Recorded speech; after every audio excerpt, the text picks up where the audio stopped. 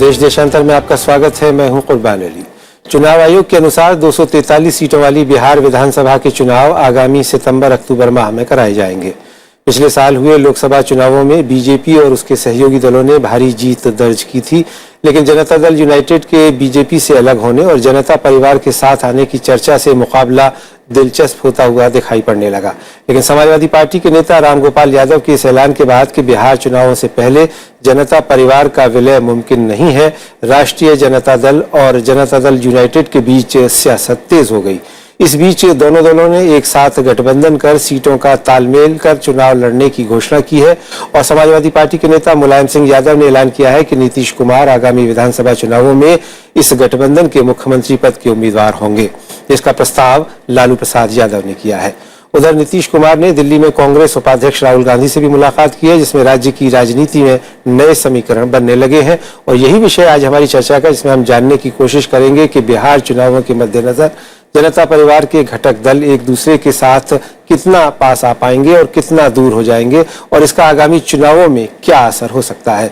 इस चर्चा में मेरे साथ जुड़ रहे हैं जनता दल यूनाइटेड के राज्यसभा सदस्य पवन कुमार वर्मा, आरजेडी के राष्ट्रीय प्रवक्ता मनोज कुमार झा, द टेलीग्राफ अखबार के विशेष संवाददाता जयप्रकाश यादव और दिल्ली विश्वविद्यालय में प्रोफेसर और राजनीतिक समीक्षक डॉक्टर अपूर्वा नंद। आप सभी का स्वागत है। मैं सबसे पहले पवन वर्मा साहब शुरुआत आपसे करना चाहता हूं कि आज तो आपके लिए खुशखबरी की खबर है, क्योंकि ये एक कयास लगाए जा रहे थे कि शायद लालू प्रसाद यादव नीतीश कुमार को मुख्यमंत्री पद का उम्मीदवार बनाने पे सहमत ना हो पाए, लेकिन अभी खबर ये आ रही है कि शायद ऐसा ऐलान कर दिया गया है। क्या कहेंगे?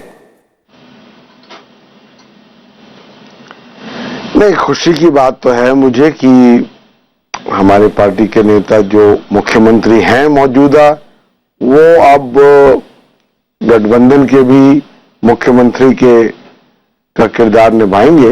पर मुझे इससे ज्यादा खुशी ये हो रही है कि लालू प्रसाद जी ने आज इस बात का ऐलान किया स्वेच्छा से मुलायम सिंह यादव के साथ, जिसमें इस गठबंधन की जो बुनियादी मजबूती है उसका एक संकेत मिला है। और ये मैं आपसे साफ करना चाहता हूं कि ये गठबंधन नेतृत्व के बारे में नहीं था, ये गठबंधन एक अवसरवादिता का प्रतीक नहीं है, ये गठबंधन बीजेपी एनडीए सरकार के खिलाफ है, जिसने एक साल के अंदर साफ जाहिर कर दिया है कि कहते कुछ है और करते कुछ है, कथनी कुछ करनी कुछ। और समाज का शायद ही कोई ऐसा तबका होगा, अमीर से लेकर गरीब तक, किसान, मजदूर, मध्य वर्ग, जो इनसे उदासीन नहीं है। तो ऐसी सरकार के खिलाफ ये गठबंधन मजबूती से बना है। मुझको इस बात की खुशी है। जी, मनोज कुमार झा साहब, आपकी पार्टी राष्ट्रीय जनता दल की तरफ से ये कहा जा रहा था, अभी कुछ दिन पहले आपके वरिष्ठ नेता हैं प्रोफेसर रघुवंश प्रसाद सिंह, उनका बयान आया था कि ज्यादा सीटें हमें मिलनी चाहिए, जिस पर नीतीश कुमार ने चुटकी भी ली थी कि 243 सीटें आप ही लड़ लीजिए। और आज ये ऐलान होता है, तो क्या अब ये माना जाए कि ये जो घोषणा हुई है मुलायम सिंह यादव के जरिए से और उन्होंने कहा है कि नीतीश कुमार हमारे मुख्यमंत्री पद के उम्मीदवार होंगे, आपकी पार्टी से कबूल करेगी?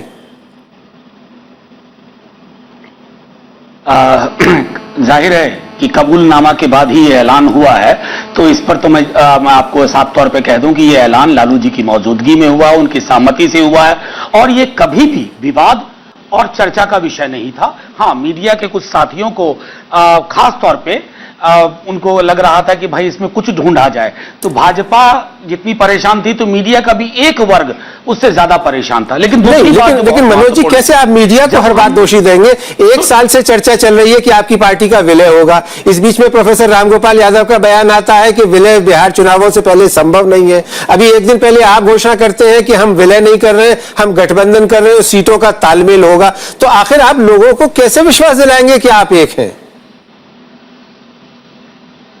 बस मुझे आप थोड़ा मौका दें और मैं आपको बताऊं। अव्वल तो ये बात 6 महीने पहले शुरू हुई विलय और गठबंधन की। हाँ, उसमें काफी कुछ हम आगे बढ़ चुके हैं। यही बात मैं आपसे कहना चाहता था कि जब लोग सिमतों में बट जाते हैं एक साथ होने के बाद, हम भूतकाल में साथ थे, सिमटों में बटे, और उस सिमट के इतिहास को फिर साथ ला करके हम एक साथ खड़े होने की कोशिश कर रहे थे। उसमें थोड़ा वक्त लगेगा, क्योंकि सिर्फ वो एक वैचारिकता के आधार पर ही लोग नहीं आएंगे। उन तमाम मतभेदों को दरकिनार करना है, साझा कार्यक्रम बनाना है। मैं पूरे यकीन के साथ कहता हूं आपको कि आपने रघुवंश बाबू के जिस बयान का जिक्र किया, वो बयान अलहदा बयान था। उस तरह के कई बयान जदयू के साथियों की ओर से आए, और राष्ट्रीय अध्यक्ष लालू प्रसाद जी ने स्वयं कहा कि इस विषय पर सार्वजनिक बहस की बजाय एक साथ साझा विचार के साथ बैठा जाए और सारी चीजें तय हो जाएंगी चंद घंटों में और मिनटों में। वो सारी चीजें तय हुई हैं। जैसा आप इस गठबंधन को सिर्फ व्यक्तियों का गठबंधन मत मानिए, नेताओं का गठबंधन मत मानिए। सामाजिक आधार का बहुत बड़ा दबाव था, और वो इसलिए कि हम एक वैकल्पिक राजनीतिक दर्शन भी लाना चाहते हैं। लेकिन झा साहब, अभी पवन वर्मा साहब ने कहा कि बीजेपी और एनडीए की मुखालिफत के लिए यह गठबंधन बना है। आप मेरी बात, उनकी बात से मैं कहीं विरोध नहीं कर रहा हूं। मैं सिर्फ ये कह रहा हूं कि इस मुल्क में राजनीति व्यक्ति केंद्रित केंद्र में जो चल रही है, जहां विकास का मतलब है कि सेंसेक्स कितना ऊपर गया कितना नीचे गया, उसको इस बात से कोई मतलब नहीं है कि गरीब कैसे सांसें ले रहा है। चलिए, मैं आता हूं उस पर, गरीब की भी चिंता हम करेंगे, लेकिन पहले जरा बात कर लें कि जनता दल परिवार और इसकी एकता को लेकर के जो शक शुबा पैदा चिंता से इकट्ठा हुए हैं। जी हाँ, जयप्रकाश यादव साहब, आप बिहार की राजनीति पर नजर रखते हैं। ये जो गठबंधन बन रहा है या बनने जा रहा है, इसका भी स्वरूप क्या होगा ये मालूम नहीं, क्योंकि कल ही नीतीश कुमार जी ने कांग्रेस उपाध्यक्ष राहुल गांधी से भी बात की है। अभी वो ये भी कह रहे थे, हमने उनको ये कहते हुए सुना कि वामपंथी दलों के साथ भी तालमेल किया जाएगा। तो मुझे लगता है कि इस गठबंधन की शक्ल शायद थोड़ी और बढ़ेगी और व्यापक होगी। ऐसे में ये कितना फॉर्मिडेबल अलायंस होगा एनडीए के खिलाफ? देखिए, पहली ये बात मैं बता दूं कि ये गठबंधन जो भी हुआ है, जो आज अनाउंसमेंट भी हुआ है नीतीश कुमार का, ये मजबूरी का गठबंधन है। मजबूरी इन द सेंस, इनके कमिटमेंट में कोई ये नहीं है कि ये सांप्रदायिक शक्तियों से लड़ना चाहते हैं, लेकिन इनमें आपसी मतभेद बहुत सारे हैं। ये गठबंधन हुआ है, दोनों रियलाइज़ किए हैं कि पॉलिटिकली हम लोगों के लिए सर्वाइवल का सवाल है, हम अगर नहीं आते हैं तो हम ख़त्म हो जाएंगे। तो ये मजबूरी में गठबंधन किया है। बहुत सारे इफ्स एंड बट्स थे, अभी भी हैं, और ये अब आप मत सोचिए कि अभी एक शांति हो जाएगी, ये गठबंधन पूरी तरह से मजबूत हो जाएगा। आप देखिए, ये अनाउंसमेंट कब आता है?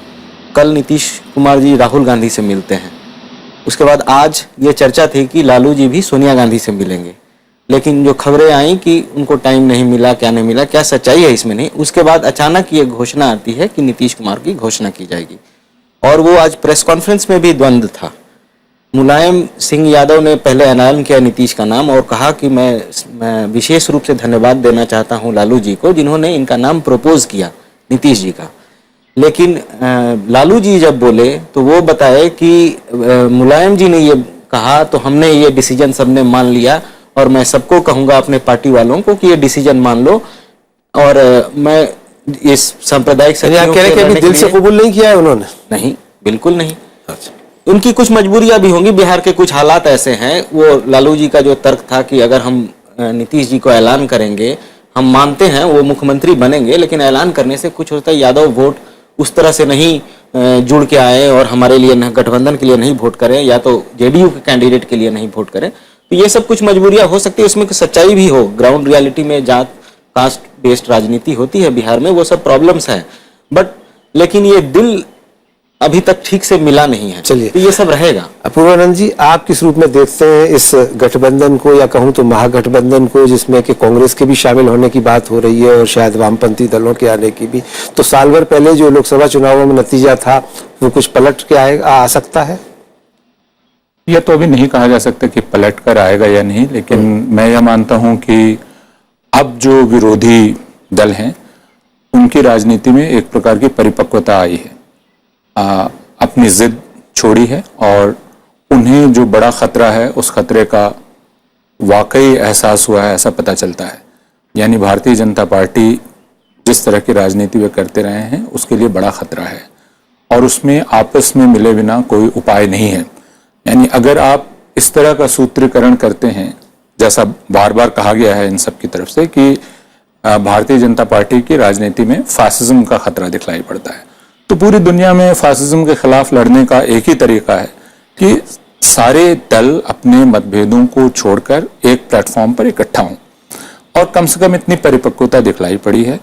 कांग्रेस ने इसमें एक हस्तक्षेपकारी भूमिका निभाई है, वामपंथी दल भी इसमें शामिल होंगे ऐसा दिखलाई पड़ता है। तो एक नई प्रकार की राजनीति और राजनीतिक भाषा के उदय की संभावना दिखलाई पड़ रही है। मैं इसमें सिर्फ आशंका यह है मेरी कि पिछले 20 वर्षों में काफी कुछ हो चुका है, यानी राष्ट्रीय जनता दल अपने ढंग से विकसित हुआ है, वहां एक पूरा परिवार विकसित हो गया है, और जनता परिवार के भीतर कई परिवार हैं। स्वयं मुलायम सिंह यादव का परिवार है, लालू प्रसाद यादव का परिवार है। तो यह जो एक सामंतीकरण भीतर से हुआ है, यानी एक तरह की अगर गायत्री स्पिवाक का टर्म लें तो एक तरह की फ्यूडलिस्टिक डेमोक्रेसी विकसित हुई है, वह कैसे खुद को टेम्पर करेगी, शमित करेगी, यह एक प्रश्न रहेगा। ठीक, लेकिन मैं मानता हूं कि यहां तक भी आए हैं जी, ये एक बहुत उपलब्धि मानी जानी चाहिए, और इस वजह से ये चुनौती तो दे ही सकते हैं। पवन वर्मा साहब, अभी आपने अपूर्वानंद साहब को सुना, उन्होंने इस पूरे घटनाक्रम का एक समीक्षा की और ये बताने की कोशिश की कि किस तरह का एक ध्रुवीकरण हो रहा है बिहार में। ऐसे में अभी भी, जैसा जयप्रकाश यादव भी कह रहे थे कि लालू प्रसाद यादव बहुत हाफ हार्टेडली कहते हुए दिख रहे हैं नीतीश कुमार के लिए, कोई बहुत बढ़ चढ़ करके आगे नहीं आ रहे हैं जैसा उम्मीद की जा रही थी। और अभी भी सीट शेयरिंग का मसला बना हुआ, क्योंकि दोनों दल बिना अपनी आइडेंटिटी खत्म किए हुए अपने चुनाव चिन्ह और अपने झंडे तले लड़ेंगे। तो वैसे में अंतिम समय तक इस मामले को सुलझा लिया जाएगा, इसकी क्या गारंटी? मुझे नहीं लगता, आपने वो प्रेस कॉन्फ्रेंस देखा जिसमें लालू प्रसाद जी थे मुलायम सिंह यादव और शरद जी के साथ, अगर उस प्रेस कॉन्फ्रेंस में जिस तरह से लालू जी बोले आपको हाफ हार्टेड लगता है, तो मैं तांडव के अलावा और कोई तरीका जानता नहीं जो कि वो करते जिससे आप कन्विंस होते। उन्होंने तो साफ साफ कहा है कि एक साथ मुहिम बनाने की जरूरत है, नहीं, सारे जो भी विवाद है उनको दरकिनार किया जाए और मजबूती से एक जो चुनौती मिली है हम लोग को, एक वैकल्पिक, एक different, it's a different narrative of politics जो बीजेपी रिप्रेजेंट कर रही है, जिसमें न तो आर्थिक उन्नति हो रही, न ही सामाजिक स्थिरता मिल रही है। उसके खिलाफ एक मुहिम जोड़नी है, और उस मुहिम में इस इलेक्शन में नीतीश कुमार मुख्यमंत्री के कैंडिडेट है। इसमें हाफ हार्टेड कहां से बात है? इसलिए पवन वर्मा साहब के पिछले 40 वर्षों का जो जनता पार्टी और जनता दल का इतिहास है वो हमें ये बताता है और ये सोचने पे मजबूर करता है कि इतने टुकड़े हुए हैं जनता पार्टी और जनता दल के, और अभी भी इतने तरह के जनता दल हैं कि शायद मैं उनका नाम लेना शुरू करूं तो याद ना कर पाऊं पूरे तरीके से। और अभी भी उनका मर्जर नहीं हुआ जिसका ऐलान 6 महीने पहले हुआ था, और अब यह कहा गया कि तकनीकी तौर पर नहीं हो सकता बिहार चुनावों तक, और बिहार चुनावों में अलग अलग हो सकता है समाजवादी पार्टी भी वहां चुनाव लड़े क्योंकि वो पिछली बार चुनाव लड़ी थी। तो वैसे में हम आपसे ये जानना चाह रहे हैं कि उसका मॉडलिटीज क्या है, इसमें बुरा मानने की क्या बात है? पहली बात तो मैं बुरा नहीं मान रहा, तो आप उत्तेजित ना हो। दूसरी बात, इतिहास जो है वो साक्षी होता है, वो भविष्य को विवश नहीं करता है। इतिहास से लोग सीखते भी हैं कुछ, तो हमेशा इतिहास का ही एक ब्यौरा देना, मैं कितने आपको एग्जाम्पल दूसरे पार्टियों की भी दे सकता हूं। तो मैं बुरा इस बात का नहीं मान रहा हूं, मैं सिर्फ एक शब्द का प्रयोग पे कह रहा था कि हाफ हार्टेड था जी। हां, अब भी मसले हैं, अब भी बातचीत जारी है। पहले बीजेपी कहती थी कि ये कभी गठबंधन हो ही नहीं सकता, आज जब उसका ऐलान हो गया और फिर उन्होंने कहा साहब ये लीडर पे लड़, आज उसका ऐलान हो गया, आप कह रहे हैं जब तक चुनाव होगा ये टूट जाएंगे। मैं समझता हूं थोड़ा सा विश्वास रखिए, एक लीडरशिप है। तुझे हम वली समझते जो ना बादाख्वार होता। तो कौन है बादाख्वार यहां पे? आप सभी लोग हैं। मैं तो कॉफी पी रहा हूं जी, मैं तो कॉफी पी रहा हूं। अच्छा जी, मनोज झा साहब पी रहा हूं। जी जी, मनोज कुमार झा साहब, मैं आपसे समझना चाहता हूं कि राष्ट्रीय जनता दल की तरफ से अभी आपने रघुवंश बाबू के बयान का तो बचाव किया और कहा कि ये उनका निजी बयान था और पार्टी से इसका कोई लेना देना नहीं है, क्योंकि आज एक बयान दूसरे तरह का आ गया है। लेकिन अभी भी सवालिया निशान तो लगा हुआ है इस गठबंधन पर, क्योंकि लोगों को यकीन नहीं आ रहा, क्योंकि आपके नेताओं का जो चरित्र रहा है जिस तरह का और जिस तरह का है आज की तारीख तक, वो हमें एकजुट होते हुए नहीं दिखता। वो ये नहीं दिखाता कि हम दिल से एक हैं। अब जाहिर है कि मैं अपना दिल चीरूं या अपने नेताओं का दिल चीरूं और राज्यसभा टेलीविजन पे खोल के रख दूं कि देखो हम साथ साथ हैं। लेकिन मैं एक बात आपसे कहना चाहता हूं बड़ी गंभीरता पूर्वक कि असल में क्या होता है कि हम बार बार मिले और बार बार बिखरे हैं और फिर बार बार मिल रहे हैं, तो कुछ तो बात है और आगे भी बिखरेंगे नहीं, इसकी कोई गारंटी नहीं है। तो ये आप नहीं देखिए, इसकी आप इस गारंटी को लेके आप करिएगा भी क्या। अभी तो सबसे बड़ा महत्वपूर्ण मसला है कि इस मुल्क में जो एक अराजक तस्वीर पेश हो रही थी कि विकल्पहीनता का दौर आ गया था, उस विकल्पहीनता के दौर में, और मैं आपको बार बार कह रहा हूं, सिर्फ नेताओं के माध्यम से इस एका को मत देखिए, इसको अवाम की एका के रूप में देखिए। ये लोगों का ड्रिवन एका है। लोगों ने, अवाम ने, सोशल कॉन्स्टिट्यूएंसी ने इसके लिए मेहनत की है। नेताओं ने सिर्फ रिस्पॉन्ड किया है उस रिक्वेस्ट को। अगर आप इसको मद्देनजर रखेंगे तो सबसे बड़ी गारंटी हमने उस अवाम को दी है कि हम आपके सामने वैकल्पिक पॉलिटिक्स का न्यूएंस लेके आएंगे। हम कोशिश करेंगे कि आर्थिक प्रगति समावेशी हो। हम कोशिश करेंगे कि साक्षी महाराज जैसे लोग और वातावरण को दूषित ना करें। हम कोशिश करेंगे कि एक व्यक्ति का महिमा मंडन इस राजनीति का दर्शन ना हो जाए। बस इसकी इतनी सी हम कोशिश कर रहे हैं इस गठबंधन के माध्यम से। चलिए ठीक है, मैं आता हूं आपके पास। जयप्रकाश यादव साहब, आपसे मैंने सवाल ये किया था, आपने जनता दल का कुछ ज्यादा पोस्टमार्टम किया, लेकिन मैं आपसे जानना चाहता हूं कि कितना फॉर्मिडेबल ये अलायंस होगा बीजेपी एनडीए अलायंस के खिलाफ। नहीं, अगर अरिथमेटिकली देखिएगा, गणित देखिएगा, वोटों की राजनीति कैसे जुड़ते हैं, ये बहुत ही फॉर्मिडेबल अलायंस है। लेकिन जो अरिथमेटिकली दिखता है वो ग्राउंड पे वो केमिस्ट्री होती है कि नहीं, ये देखने वाली बात होगी। जो जातियां पिछले विगत जनता दल की राजनीति में ही एक दूसरे के आमने सामने खड़ी थी, अब नेता ऊपर मिल रहे हैं और नेता ये मिल के कितना ये बयान ठीक से उनको कन्विंस कर पाते हैं कि हम एक हुए हैं और दिल मिले हैं और हम एक रहेंगे, और हम जो लड़ाई लड़ रहे हैं वो सच्चाई की लड़ाई है। और हमने जो बिहार में विकास किया है, अब सिर्फ स्लोगन से राजनीति नहीं चलती। किसी भी स्टेट में आप देख लीजिए, कोई भी इलेक्शन देख लीजिए, आपको कॉन्क्रीट कुछ दिखाना होगा कि हमारा विकास का मॉडल है। जो मोदी जी या बीजेपी प्रॉमिस कर रही है उनका ये गलत राजनीति है। उस विकास के मॉडल पे तो नीतीश कुमार दोबारा आए थे जीत करके, लेकिन जब वो बीजेपी से अलग हुए तो साफ हो गए। नहीं, वो लोकसभा चुनाव से आप इनको हम शायद ठीक नहीं होगा इस असेंबली इलेक्शन को कंपेयर करना। अब इस इलेक्शन में नीतीश कुमार के प्रति एंटी इनकम्बेंसी रहेगी, कुछ कमियां होंगी। 10 साल का उन्होंने शासन किया है, उनकी गवर्नमेंट रही है, बीच में मांझी है, लेकिन उन्हीं का सरकार थी वो जो भी, तो वो इनकम्बेंसी रहेगी। लेकिन ये लोकसभा इलेक्शन से नहीं, ये उनके परफॉर्मेंस पर ही इलेक्शन होगा। प्लस नेशनल पॉलिटिक्स, चूंकि इसमें नेशनल पॉलिटिक्स को लोग ले आ रहे हैं कि ये एकता एक्चुअली बीजेपी से लड़ने के लिए पूरे देश व्यापी एकता है जी। ये एक हम मॉडल पेश कर रहे हैं, ये सक्सीड करेगा तो पूरे देश में ये कामयाब होगा। तो उस ये में इनका अलायंस, अगर ये दोनों नेता ठीक से कैंपेन करते हैं तो मैं समझता हूँ ये अच्छा एक मजबूत अलायंस होगा बिहार के लिए जी। और बीजेपी के लिए काफी मशक्कत करनी पड़ेगी अगर वो सक्सेस वहां चाहती है। पूर्वानंद जी, एक जमाने में गैर कांग्रेसवाद की राजनीति चला करती थी इस देश में, उसके लिए कहा जाता था कि तमाम विपक्षी दल अगर एक हो जाए तो कांग्रेस को हराया जा सकता है। उसी फॉर्मूले से 77 में हराया गया, उसी फॉर्मूले से 87 में हराया गया, 89 में, और उसी फॉर्मूले के तहत अब बीजेपी को हराने की बात हो रही है। हालांकि जो लोग जनता दल यूनाइटेड के लोग पहले एनडीए के हिस्से थे और एनडीए को और बीजेपी को का ग्राफ आगे बढ़ाने में उनका भी रोल रहा है। अब ये राजनीति शुरू हो रही है कि गैर भाजपावाद, गैर बीजेपीवाद और उसके खिलाफ एक अलायंस जिसमें तमाम सेकुलर ताकतें शामिल हों। क्या ये उसी राजनीति का दोहराव नहीं है? मैं ये नहीं कहूंगा कि उस राजनीति का दोहराव है, क्योंकि गैर कांग्रेस वाद की अंतर्वस्तु अलग थी जी, और जिसको आप गैर भाजपावाद कह रहे हैं उसकी अंतर्वस्तु अलग है, क्योंकि दोनों विचारधाराएं अलग हैं।